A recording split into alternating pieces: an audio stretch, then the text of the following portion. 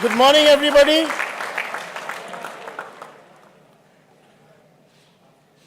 It's my great pleasure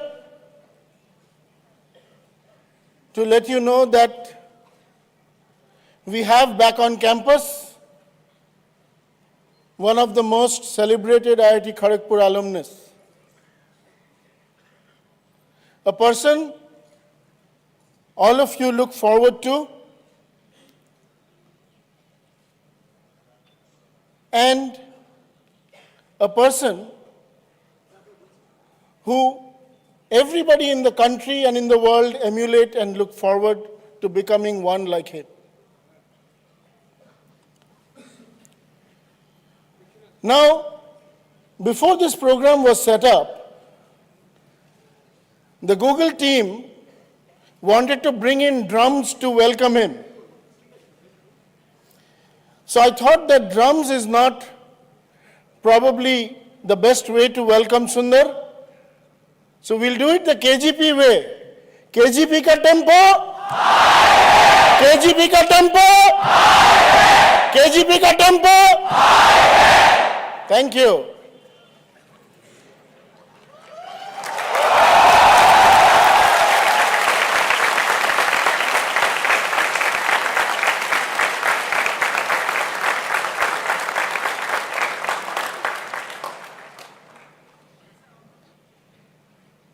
Today, one amongst us is leading probably one of the most talented group of people in the world with the ability and dreams to change the world.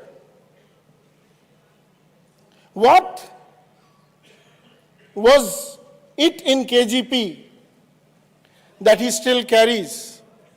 And what is it that he carries, that he brings back to KGP? We want this meeting today to be an experience for all of you. And let us make this experience memorable not only for us, but also for him, so that he comes again and again to campus. In 2015, a few years ago, this institute conferred him the Distinguished Alumnus Award. And looking at that, Google thought that that is not something that Google should do better, so they made him CEO.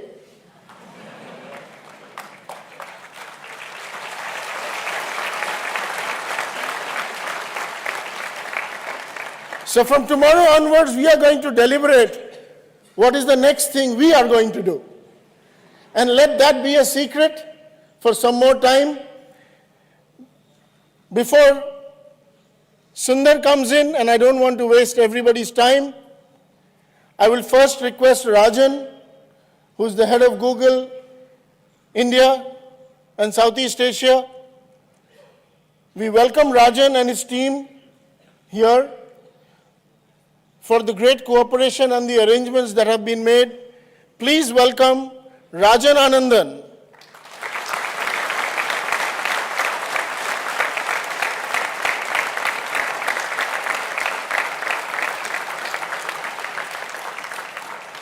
Thank you, Director Chakrabarti, for the very warm welcome. Sundar was just telling me that your director is the best director of any institution anywhere else in the world. So I think you should give a big round of applause.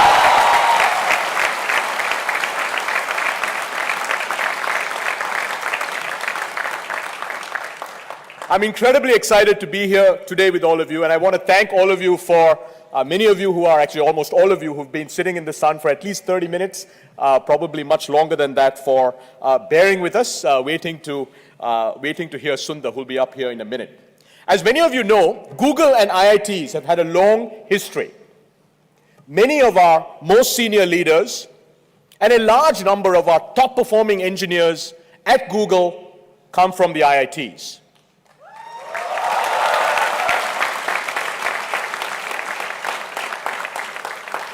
Most importantly, our CEO, Sundar Pichai, is one of yours. KGP 1993.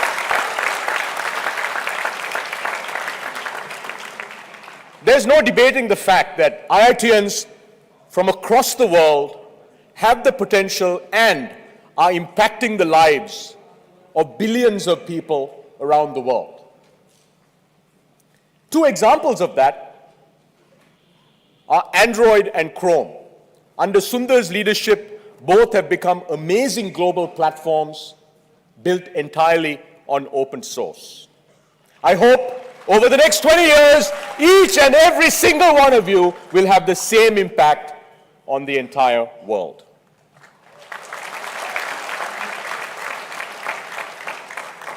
Today, India is among the largest contributors to open source projects around the world. In fact, KGP students have always been among the top contributors to Google's Summer of Code, where we invite applications for open source projects from universities across the world. Thank you for that.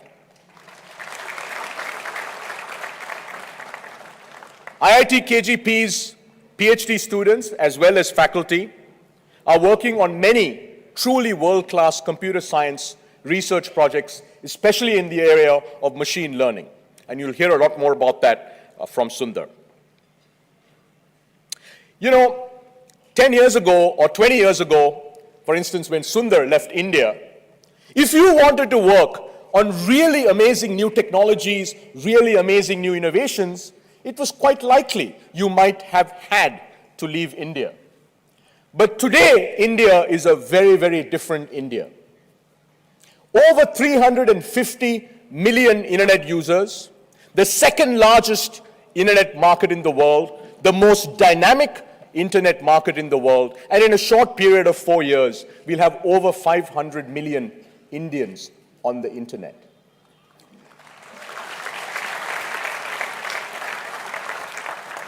For many of you, you wouldn't have to leave India. In fact, I genuinely hope that none of you leave India, that all of you stay in India and all of you innovate for India. But as we look at this country,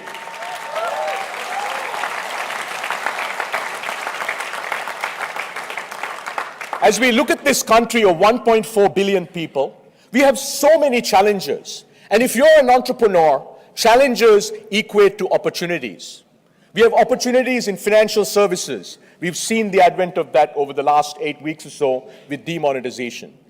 We have opportunities in healthcare, in education, in agriculture. You can name the sector in India, and we have so many opportunities. And we believe as Google that all of these opportunities are going to be addressed by building new businesses, by young, amazing entrepreneurs, and we really do hope that many of them will actually come from all of you. And these new businesses that will be built will largely be built mobile first. Why? Because India is a mobile first nation. We already have over 200 million smartphone users, and by the year 2020, we'll have 500 million smartphone users. So the consumers are going to be connected on their phones. And then the question becomes, how do you invent, reimagine new business models that are going to address these incredible opportunities that we have across every single sector in India? As Google, we've been very committed to working with developers, working with entrepreneurs, and working with small businesses to help them build the skills that are required to go out and build these incredible new businesses. When Sundar was here last year, we announced a program to train 2 million mobile developers in India. I want you to imagine an India where 2 million of us will be able to build world-class mobile applications. We partnered with over 40 public and private technical institutions, as well as the National Skills and Development Corporation, to both develop and roll out these courses so that 2 million Indians can become proficient at building world-class mobile applications. You know, our experience shows that when we build for India, we build for the world. Over the last several years, we've launched several new products. Some of them are brand new products, some of them are innovations to our products. For instance, we took our products offline. We took YouTube offline, and now it's in 80 countries. We took Maps offline, and now it's in many other countries. So one of the things we've learned is when we build for India, you build for the world.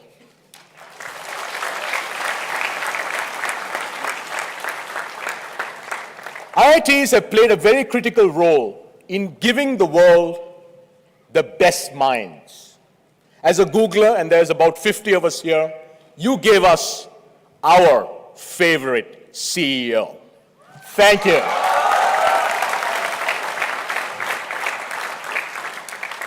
In 10 or 20 years, one of you will be sitting on this chair.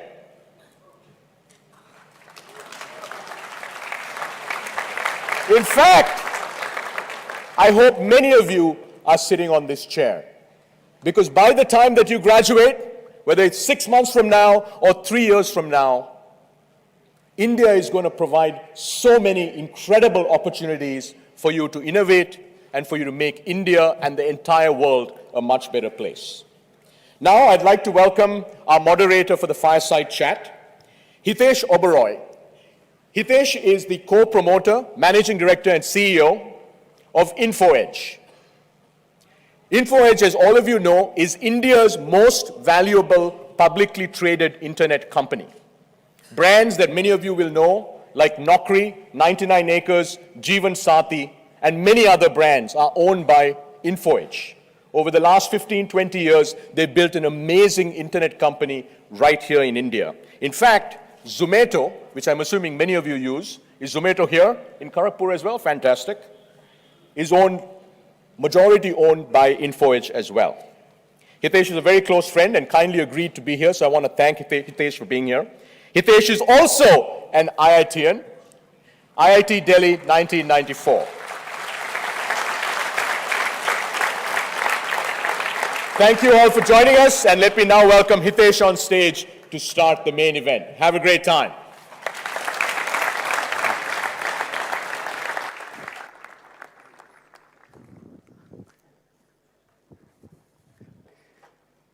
So I guess you guys have been waiting patiently for a long time. Let me call on stage Sundar Pichai.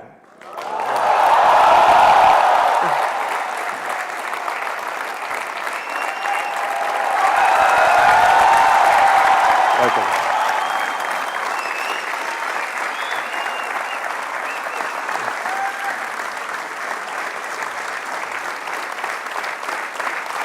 Thank you.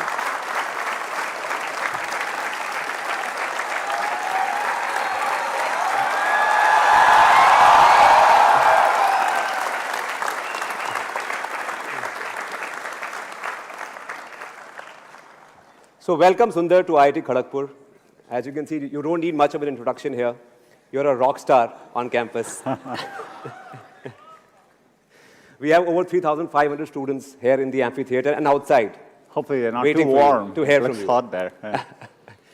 So tell us, I mean, how does it feel to be back at IIT Kharagpur after 23 years? I mean, it is, last time I left, I was making my way to the train station. I was pretty sad to be leaving college. It was an amazing 4 years. I haven't been back since then, so it's, it's extremely nostalgic. I had a chance to come and go back and see the hostel and the wing Beat Up West in Nehru Hall, where I stayed. And I can see there are a few Nehruites out there. But it's been phenomenal to come back. Did you ever imagine that you would be here 23 years later, sitting in an amphitheater like this in front of 3,500 students? No, definitely not. I was, I think, as most people here know, getting into IIT is hard work. And so when I came to college, I was just looking to have a good time. It was a great 4 years. So I hadn't thought that further along. But it's definitely great to be back here. Okay. Well, we have a few pictures of yours from the time you were at Kharagpur. Can we play those pictures? Yeah. What do you say? I guess that's my wingmates from Beat Up West. We literally didn't have cameras or phones back then, so it was a pretty. We have very, very few photos from them. So yeah. And the second photograph, please. Do you remember this? I'm not fully sure which is it. Harry's or Harry's? Yeah, there you go. It's a place where we all used to get together and eat, and so that's a picture from there. What was the mess food like at that time?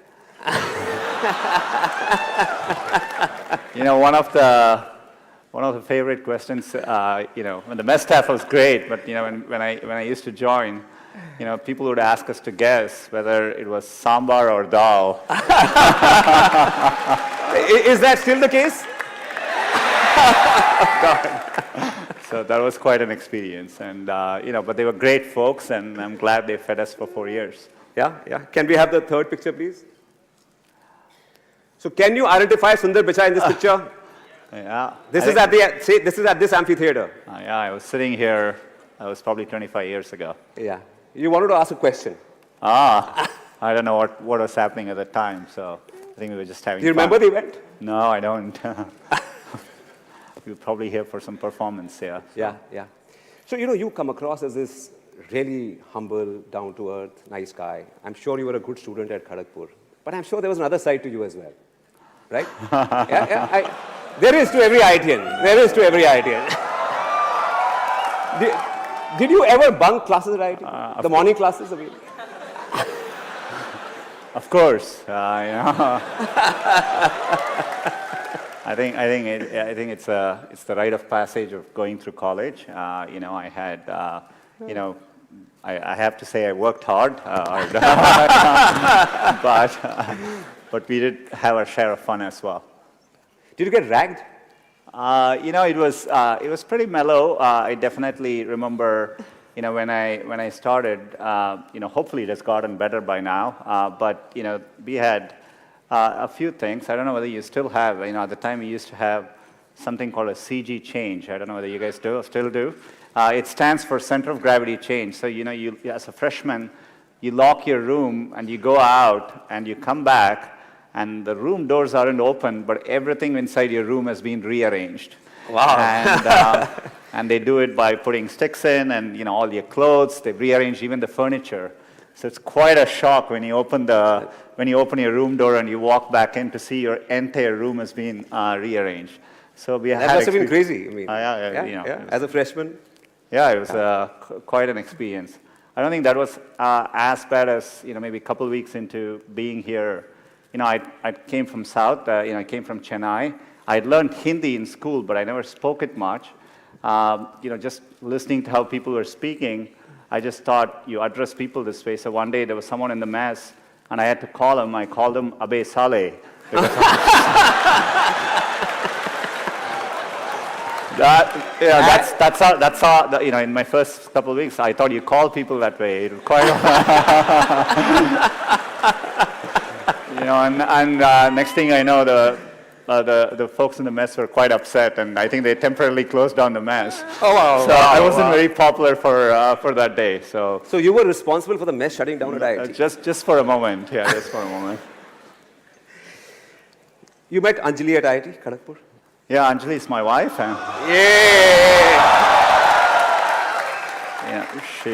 She was my classmate. She lived in. Do you still have? I hope you still have SN Hall. And it was the only girls' hostel then, and I hope there are a few more now. And it wasn't always easy to. If you had to go get someone at the girls' hostel, you had to walk in the front and request someone there to go call them, and so they would go in and loudly say, Anjali, Sundar is here for you. So it wasn't exactly a pleasant experience, but Does it still work like that, or you guys use technology? I guess it's moved on by now. Yeah. So, when we were on campus, there was no Google, and there was no internet. Mm-hmm. So how have things changed? You've come here after a long time. Do you see a difference between then and now? Of course, I come to India regularly, and the rate that Rajan spoke about it, the rate at which things are progressing, at least digitally, has been phenomenal, and you see it in every way. Of course, we didn't have phones there. I remember waiting for a long time to get the first rotary phone in our home, and it was a long wait to get that. Didn't have access to computers growing up. Saw the first computer here for a little bit. We had to book time at the computer center. Book time, carry floppy disks. And floppy disks, It's a very different world. So, clearly the progress has been phenomenal. Mobile is an amazing revolution for India. You have over 300 million smartphones. So you see the change, palpably, across everything I interact with. Though I have to say, walking into Nehru Hall, looking at my dorm, it still looks exactly the same as it did 25 years ago. So some things don't change, which is for the good, I guess. Right, right. As you know, we have so many students here, and we asked them to send their questions, and we got about 1,200 of them. So we've chosen a few, okay, for you to answer. So if we can move to the first student, Sheikh Mohammed Samir. Can we have your question, please? Yeah, over there in that corner. Sheikh Mohammed Samir. You must have sit here, so you know how glad we all are about you. Every student is anxious about your replies, and professors are happy that a student of theirs is in such a position. I want to ask, every student aspires to be in a respectable position. So when did you feel that you reached a checkpoint? When did you feel, yeah, I'm going to change from an alumnus to a distinguished alumnus? I don't get to make that decision. I think it's a decision by the faculty here. I think I always approached it as I look to do something I really like doing. I'd always wanted to build products, and in my life, getting access to computing made a big difference. And so I've always wanted to work on computing, build computing products which could reach many users. And that's what I've been focused on. And so I think it's an end result of that. So. Okay, can we have another question from Chiranjeev Singh Rathore? Yeah, over there. Hi, sir. Sir, my question was, we are students and you are very humble, but there must be some crazy things you've done when you were in campus. So any of those memories? What was the craziest thing you did at IIT Kharagpur? You mean crazier than calling somebody Abe Saleh in the gym? I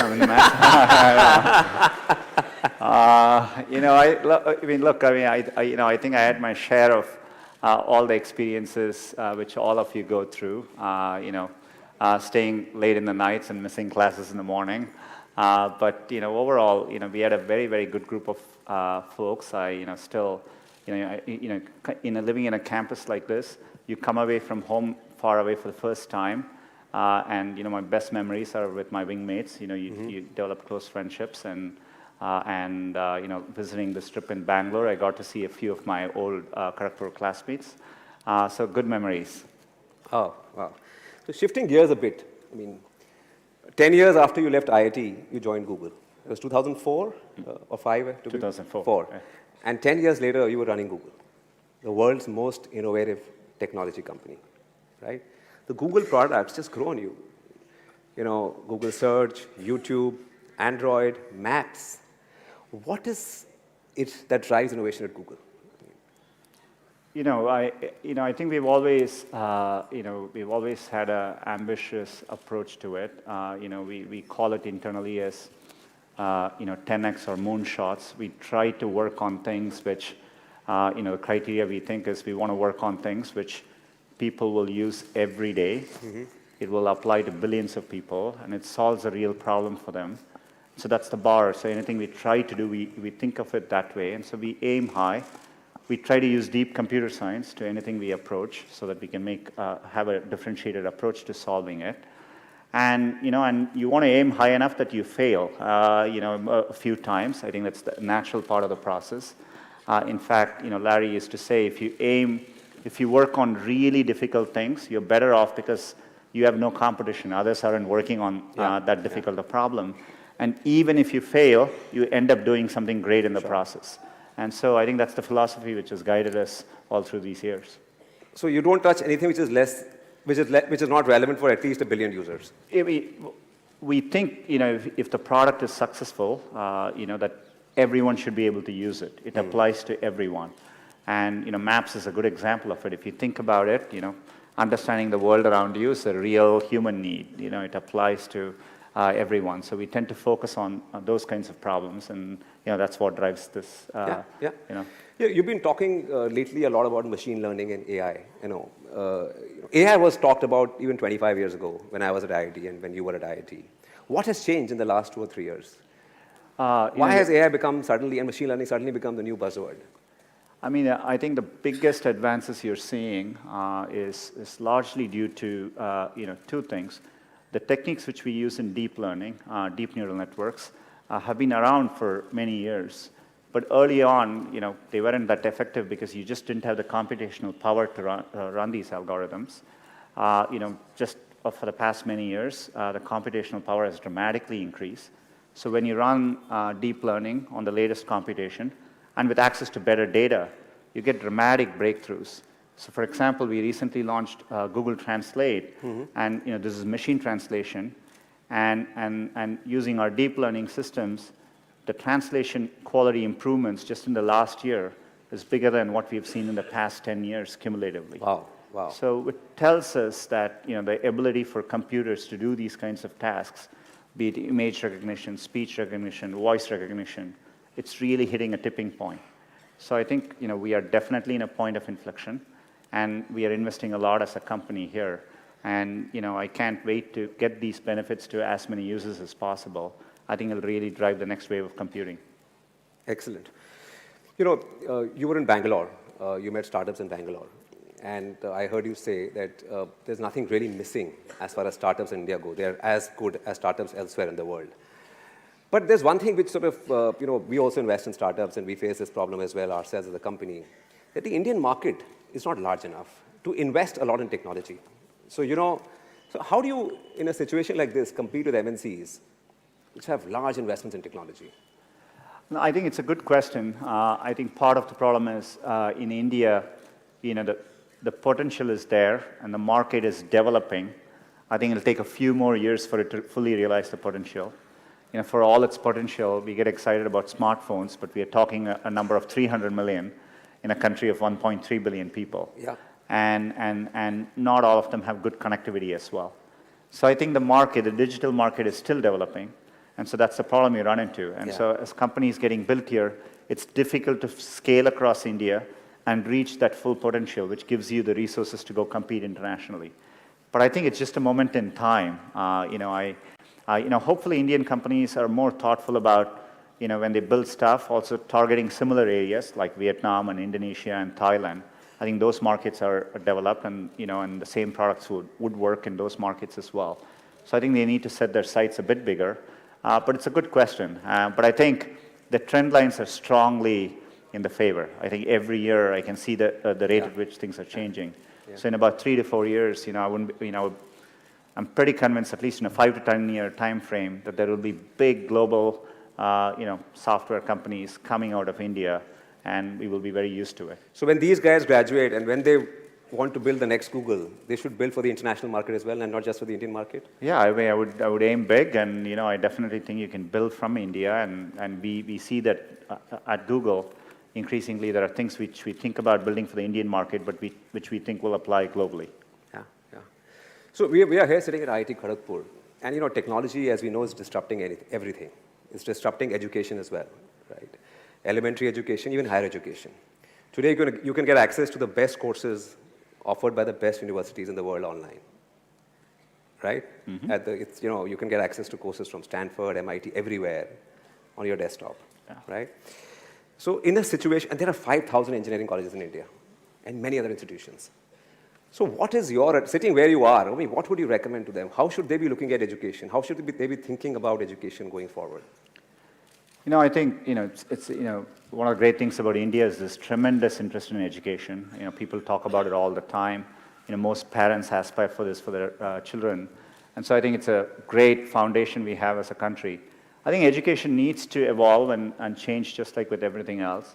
In my experience growing up here, I think there's a lot of emphasis on, spending time on the books and, learning things academically. Yeah.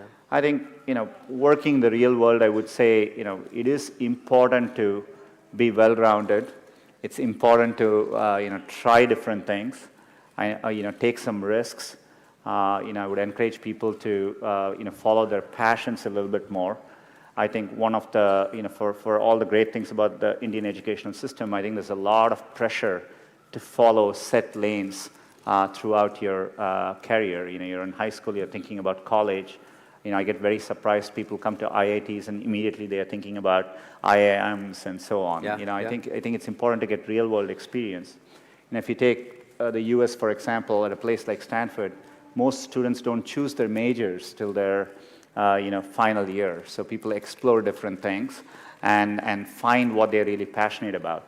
So I think those are all good things to aspire to. I think I would like to see people value creativity, value experience of doing things, taking risks, and academics is important, but it is not as important as it's also made out to be. So you would want people and institutes to focus a lot more on experiential learning, project work, internships, stuff like that, to get real life experience. Yeah, I think that matters a lot. That matters I think a lot. people should be encouraged to take risks a little bit more and try different things till they find what they like doing. Yeah, and things have changed. It's okay to fail even in India now. Oh, I absolutely think. Look, it's remarkable to be at IIT.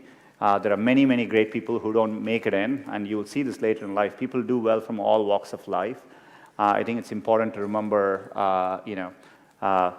getting into an elite institution doesn't guarantee success. It matters a lot, but it doesn't guarantee success. And I think it's important to keep that perspective in life. And life is a long road, and so you want to take it at the right pace and enjoy what you're doing. I interviewed a guy recently for our company, and he was all of 26, 27 years old, and he had done a startup after graduating. And he was very excited and he wanted to do new things. So I asked him, what happened? I mean, why did you give up on the startup? You've already done one or two things and you want to try a third thing. He said, I saw these friends of mine who graduated with me. They're doing such exciting stuff overseas and in India that I went through a quarter-life crisis. And so I want to do new things. There's so much happening outside. There's so much opportunity today that there is no end to what you can do. Yeah, I think it's great. I think there are definitely a lot more options. I mean, it doesn't need to be even in engineering. I think it's important to remember there are many, many different ways you can approach things. And what matters most is loving what you're doing and trying to do well at it. So sure. So tell me, I'm sure there are lots of great technologists at Google, and you're a great technologist yourself. But what is Sundar Pichai like as a leader? I think what is your leadership style? When you're trying to run something at the scale of Google, we have now over 60,000 people, and you rely on other strong leaders. I think a lot of what I do is, I have an outstanding leadership team. It's learning to let go and really empowering people, at all levels of the organization, and trusting them to doing the right thing. And as a leader, a lot of your job is to make those people successful. It's less about trying to be successful and more about making sure you have good people, and your work is to remove barriers, remove roadblocks for them, so that they can be successful in what they do. And so that's how I've always thought about it. And I've also valued teamwork quite a bit. And I think it's really important to build organizations where people actually want to work together. Everything comes out of that. So setting up collaborative cultures is another big thing I try to focus on. So it's not about one person, it's about the team. That's right. Yeah. And if your team succeeds, you also succeed with them. Absolutely. Yeah. Great. So let's get some questions from the students. Arundhati Banerjee. Google is having an impact all over the world. And as you mentioned, you use principles of computer science in most of your products. So we would like to know what is the next big thing going to be in R&D at Google? I think it's a good question. It'd probably be, I can't quite tell it exactly, but I would say, I spoke about machine learning and AI. We are making a big bet on that. Advances in machine learning, I think, will make a big difference in many, many fields. We recently published a paper on, using machine learning to help diagnose diabetic retinopathy. It's a condition which causes blindness. But if you can detect it earlier, you can completely cure it. Otherwise, it causes blindness. It's the fastest growing cause of blindness in the world. Today, you need advanced ophthalmologists to detect these conditions. But using machine learning, we can detect it pretty accurately so that a regular doctor can detect these conditions. I'm saying this is an early example of the kind of changes that will happen when you apply machine learning to all kinds of fields. Google alone won't do this, but to me, the thing I'm most excited about is bringing advances from machine learning and AI to as many people in as many fields as possible. Yeah. Can we take one more question from Nishchal Kuterekar? Hi, Sundar. Okay, here he is. Hey, Hey. My question is, how much power you have as a CEO of Google? Can you change the Google Doodle to IIT KGP building for a day?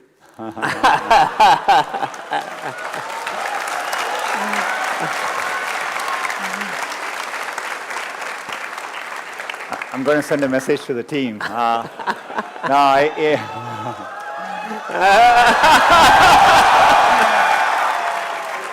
Before you get too excited, I mean, the good news is Google is set up in a way, I think even if I send that email, they wouldn't do it, and here's the reason why.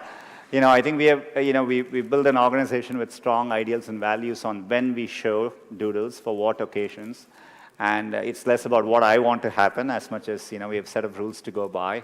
But, KGP definitely deserves celebration, and, look forward to doing it in the most thoughtful way possible. No, we are a client of Google. Can you put us on the homepage of Google? There you go. That's why we are thoughtful about these things. Great. So, okay. Can we go to Sankalp, please?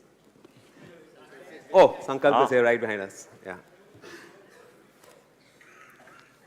Hello, sir. Hello. What is the role of Google in the digitization of India?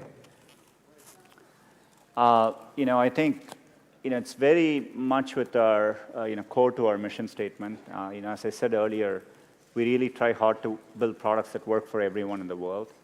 Search works that way, and so, when we look at India, the main areas where we have really focused on is a few things.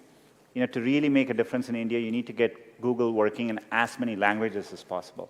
English is only spoken by a small segment of the overall population.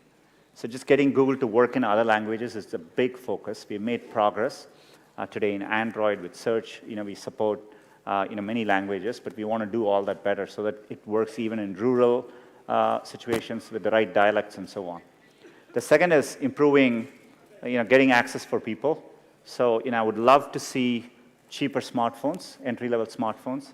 I think to really, we need to bring the prices down even more, maybe at a $30 US level for India for entry-level smartphones. And connectivity is extraordinarily important.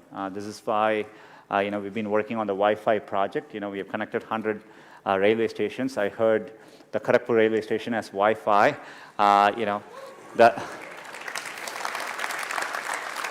Though my memories of Kharagpur railway station, you asked about ragging, I was made to carry luggages for incoming seniors. It's a long platform.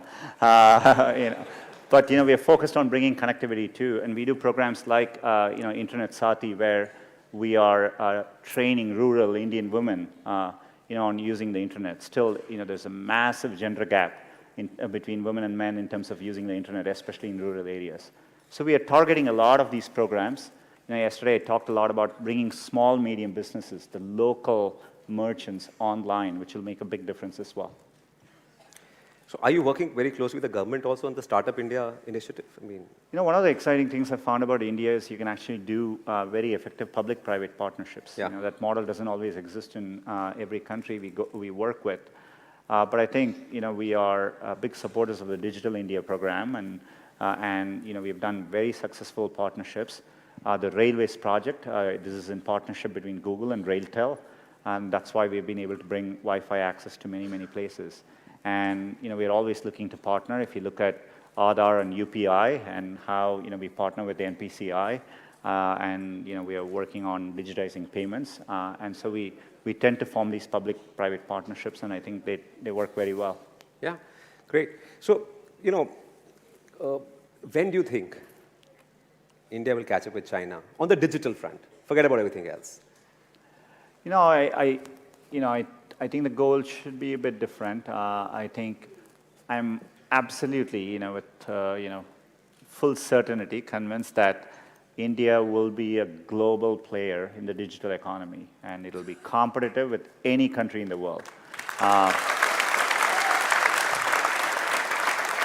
So I've always felt that, and I think you have all the foundations. When I've said this before, when I interact with startups in India. I find them world-class in terms of how they approach things, the entrepreneurs I run into, how they build products, and so I'm absolutely confident of it. I think there's a timing issue, but I think we are growing well as a country.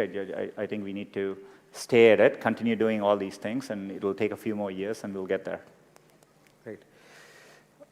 So, for a lot of the students here, you are their role model.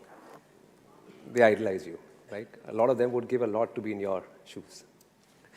So, I'm sure growing up, you had to work hard in school. You prepared for IIT, then you got into IIT. You spent 4 years here. You went overseas. A lot of people in IIT dream of going overseas for an education. So what are some of the tips that you would like to share with students out here? Oh. I think I kind of answered it earlier. I would really encourage people to, I think there's a lot of pressure in today's system. I get surprised people start preparing for IIT in their 8th grades, and that's a bit shocking to me. I hope as people are approaching things, they are really taking the time to doing things, in a deeper way, understanding things deeper, learning by doing things. And, I think it's important to remember it's a long road. Setbacks actually don't matter. I think a lot of times when I was younger, people would say, this person didn't get into this college or something, and that's the end of the road. I mean, life is so different from that. And so I think it's important to, keep your hopes, keep your dreams, and try to follow them. And I think most of how life plays out is up to you, not up to what happens outside of you. And I think it's important to keep that in mind and take the long-term view. So you can get a lot of C's at IIT and still make it big in life? You can get a lot of C grades at IIT and still make it big? I don't know what the grading system now is like, but I think you have to ask Professor PPC on that. But for what it's worth, I do think I've gotten a C at IIT. So, and it's okay if you're not in IIT also. You can still make it big. Absolutely. I think there are several successful people at Google who have come from all over the world, including in India, from other institutions as well. I think there are world-class institutions outside too. Definitely IITs are the premier. I mean, they are respected not just in India, but globally. But I think there are many paths to success for sure. Yeah, so, the done thing when we were sort of at IIT, and if you wanted to pursue a career in high tech, you went abroad. Because there weren't too many options in India. There weren't too many things you could do in India. Do you think that has changed? Oh, absolutely. I spend every year I travel to Bangalore and Delhi, and I meet startups. There are many, many entrepreneurs who have just gone to schools in India and decided to start up companies right here, and they're doing very, very well. And even at Google, we are able to recruit some of the best and talented people straight into Google in India. And so I think things have definitely changed. Especially if you take a look at for me, when I look at how much things have changed, things change a lot in a 20-year time frame, right? Yeah. When I left for the US, that was the first time I actually got on a plane, right? So going to the US was the first time I got on a plane. This week I met with the CEO of Indigo, and he was saying, roughly 100 million people fly in India every year, and you look at how the market has changed. Yeah. And so things changed remarkably in 20 years. So if you keep that perspective in mind, I think India is a great place to be looking ahead at the next 20 years. Yeah, I mean, for the first time, I'm seeing actually two-way flow in terms of traffic. There are people coming back, and there are people going overseas as well. Yeah. Great. I think we'll take a few questions now. Can we go to Abhigna Revuru? Yeah, on that side. Hello, Sundar. My question is, like Mr. Hitesh said, you are in a position many of us aspire to be in. So, say 10, 15 years ago, where did you think you would be here today? And 10 years from now, where do you see yourself in the future?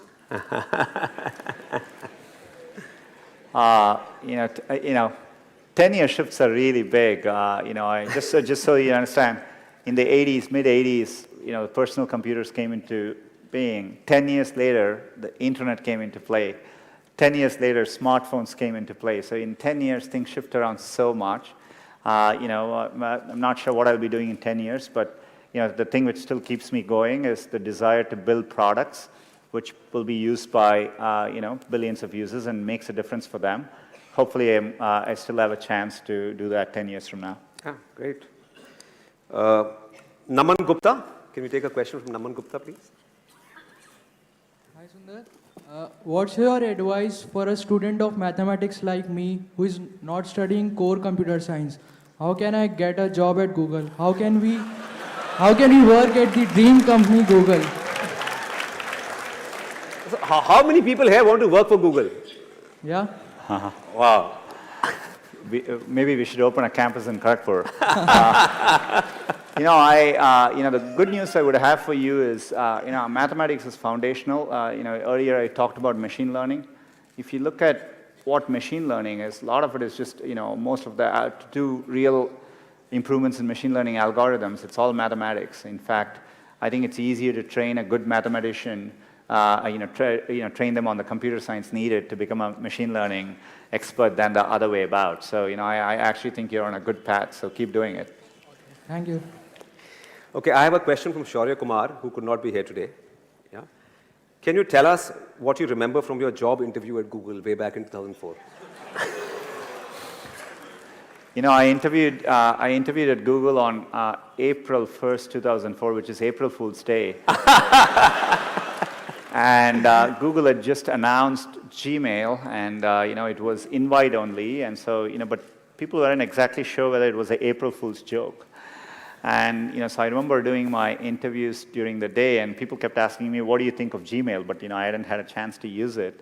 I thought they were, it was an April Fool's joke.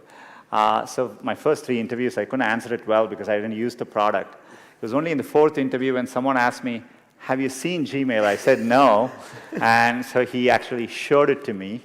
And then the 5th interviewer asked, "What do you think of Gmail?" And I was able to start answering it then. So the final 4 interviews, I actually told them about what I think of Gmail and how to improve Gmail.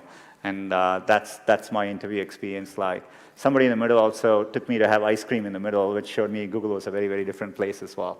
So that was how my interview process went. But is it true that everyone at that time was interviewed by Larry Page as well? I was one of the first people, I think, I joined Google when we were over 1,000 people. And Larry just at that point was the first time he had stopped interviewing people. Oh. So I still joke around that I got into Google because Larry didn't interview me. So. Great. Can we have a question from Beena Kumari? Hi Sundar, my Yeah. question for you is, having a major in metallurgical engineering, how did you end up or follow your passion for computer science?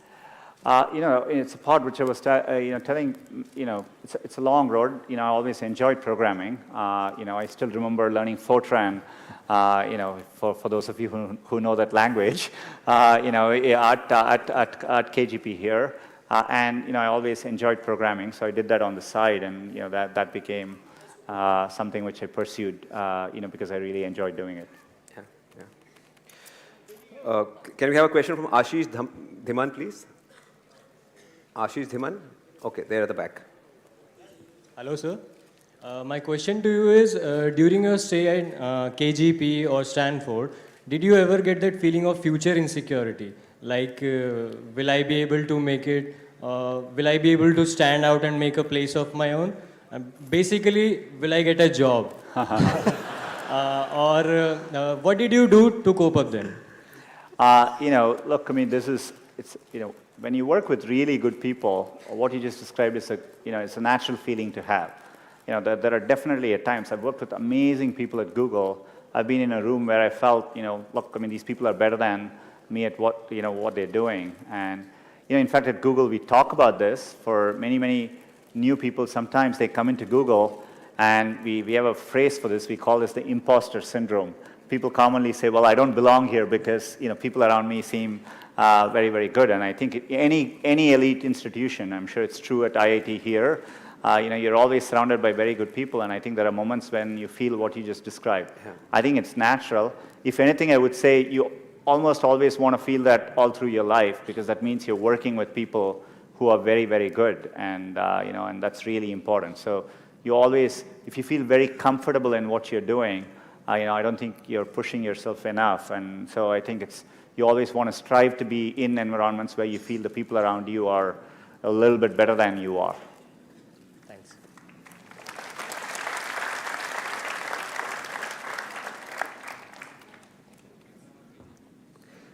Is Mama Paul here? Yeah, okay. Hello, sir.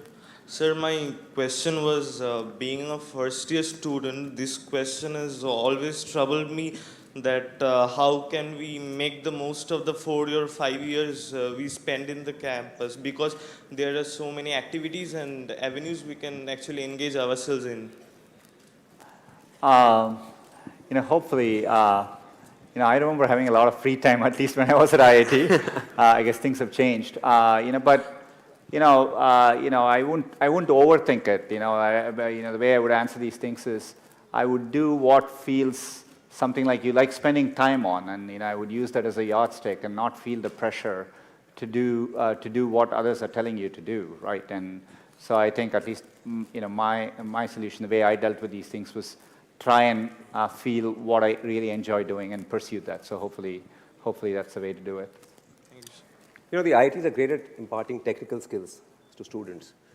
But when you go outside, you need some soft skills as well. So, and I remember during my time at IIT, we had to do a few courses in humanities as well to graduate. Yeah. But they were sort of looked down upon in some sense. This is not the hardcore macho stuff.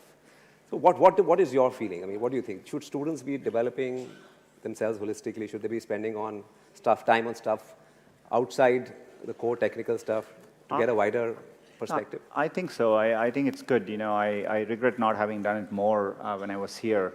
But when you look at the cultural festivals which happen at IITs, or I'm not sure whether you still do the Diya festival during Diwali, and and so things like that are great to get involved in. Yeah. I think anything like that, doing more things and just getting a more well-rounded experience, I think actually makes a real difference. And to your point around even courses in humanities, writing is an important skill in life. Spending time learning how to write better, all those things end up mattering. Great. We'll now move on to what is called a rapid fire round. Have you seen Coffee with Karan ever? Here and there on YouTube. Okay.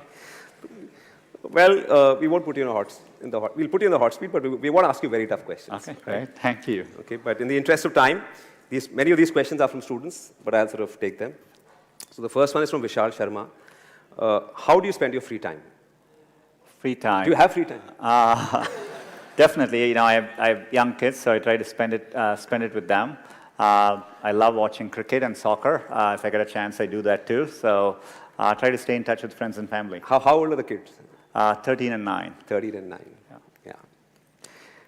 Okay, this one is a tricky one from Amol Sakhle. What was your GPA at IIT? I would say, too embarrassed to admit it after my first year, but really good the next 3 years to make up for it. So that's how I would say. So there's hope? Year 1 students, if your GPA is low, there's still hope? Okay, this one is from Surajit Mura Singh. Who was your idol during your BTech days? Many. I would say many people. I admired people from all walks of life. This week I met Mr. Narayana Murthy.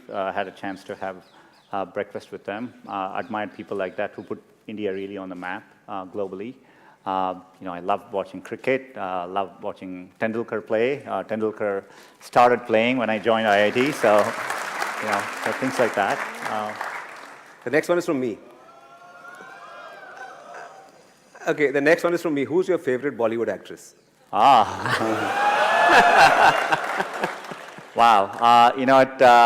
At Google, I had a chance to host and interview Deepika Padukone and Shah Rukh Khan. And so maybe Deepika Padukone. I used to enjoy watching Prakash Padukone play badminton as well, so combination of the two. And who was your favorite actress when you were growing up? Favorite actors? Actress growing up. There were many. I can choose. Do you have a poster in your room? I don't want to comment on posters and what happens in college dorm stays there, right? So. Great. Okay, this one is from Ankit Kumar. Who was your favorite professor at IIT Kharagpur? There were quite a few, I think, Professor Roy from my department, Professor Indranil Manna, who is now at IIT Kanpur, they were two of my favorite professors. So. Yeah, great. This one is from Gaurav Malik. Do you still get calls from your college friends? I do. Today it's much easier to stay in touch through many different ways, but, I definitely, as I said, a few of us met up in Bangalore, and so it was good to meet with a few friends from KGP in Bangalore. So I still. Do you have a group which you are on with all these friends of yours? Yeah. I mean, we follow them on Facebook, WhatsApp, everything, just like everyone else does. Hey, great. And this one is from Fahad Shaheen. How can I replace you at Google?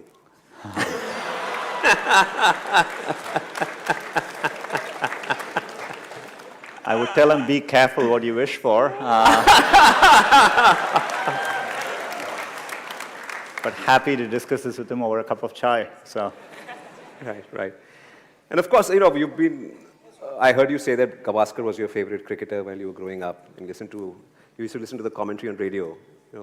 India versus West Indies. Yeah. Gavaskar used to score hundreds in the Windies against those fast bowlers.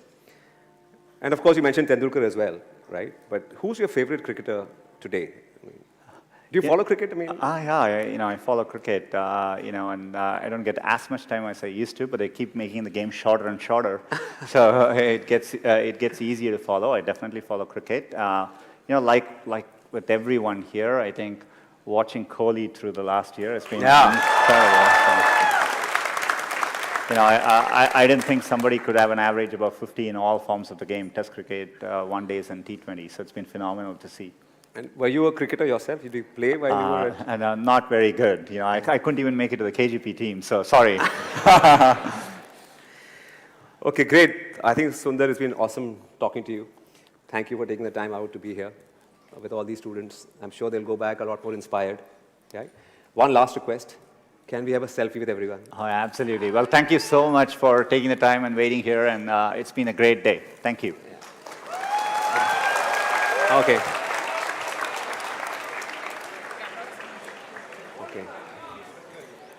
Is it okay? All right. I'll just click a few.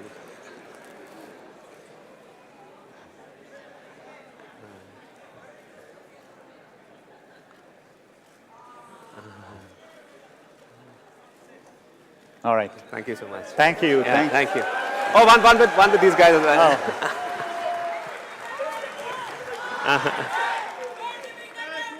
Oh.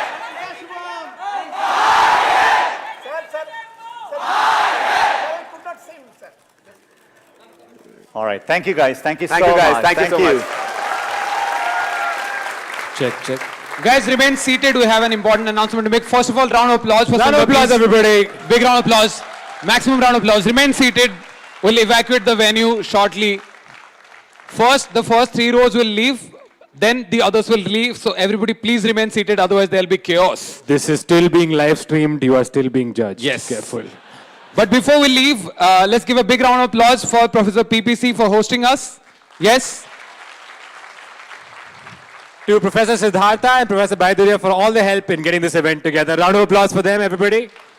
Professor S.S. Das and his entire team, please taaliyan bajao. Yes. Shyamal Viswas, Sabyasachi Ghosh, Mr. B.B. Roy, S.S. Jha and their teams, unke liye taaliyan bajao, please. Sab log bajao. Okay, 2 log baja rahe.